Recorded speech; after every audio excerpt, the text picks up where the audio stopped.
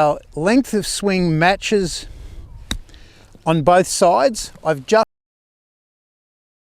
So I think one of the best chipping skills you can teach yourself is your ability to land the ball on the spot.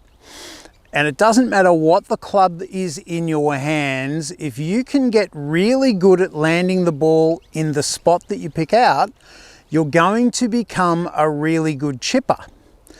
So it's a case of just, you can do it on the golf course, you can do it in the backyard. It doesn't matter what happens when the ball lands in the square.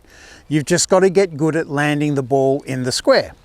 So once we can get good at that, we've just got to make sure it's our length of swing that is controlling that landing area. It isn't the club. Whatever the club is I'm using, I'm going to be using the same length of swing here. So we've just got to try and make sure that our length of swing matches on both sides. I've just hit that just a fraction too far past the stick. Great result. So it doesn't have to be perfect. I've just hit that a little too far, great result. That's okay, but in terms of my training, great result, but that's missed. So that would be a 0 out of 1. So I would do it again. And I'm just thinking of my length of swing, landed in the square perfectly, and we're just trying to get really good at consistently landing the ball in the spot.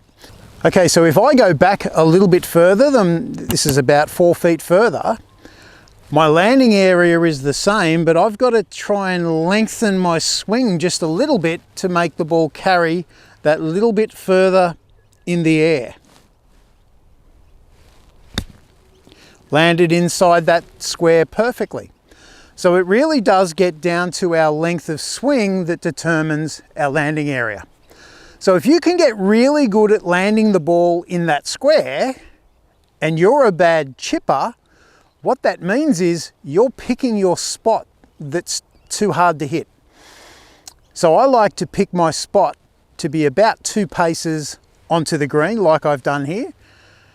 And if you can be good at landing the ball on the spot, then it's a case of, what club do I need?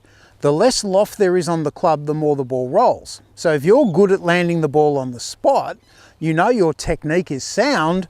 What you've got to work on is your judgment of what club to use to make it roll more or less.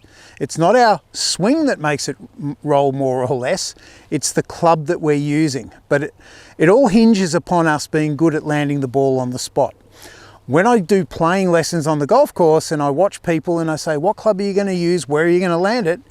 Most people are using a much more lofted club than I am, and they're trying to land the ball over here.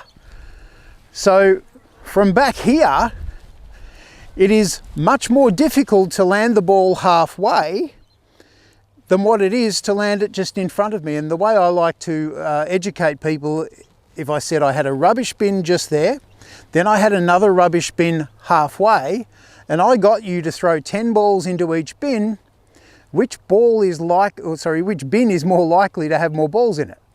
Obviously, the closer the bin is, the more balls that are going to be contained in there. You could be the best in the world at hitting balls into that second bin, but there's just not going to be many balls that go into that bin. So people choose a target that's too far away. Start working on getting that target much closer to you, use a little bit less loft, and you're just going to find chipping is going to be so much more easy. I've hit that way beyond my target, but once again, it's relatively close. It was that far beyond my target. All of those chips are finishing in a nice place. And the object is we want to get down in 2 as often as we can. So if you're choosing the right landing area and you become good at landing the ball in that spot, you are going to save so many strokes from your score. If you want to lower your score, I'm going to put a link to another video just up here I know is going to help lower your score.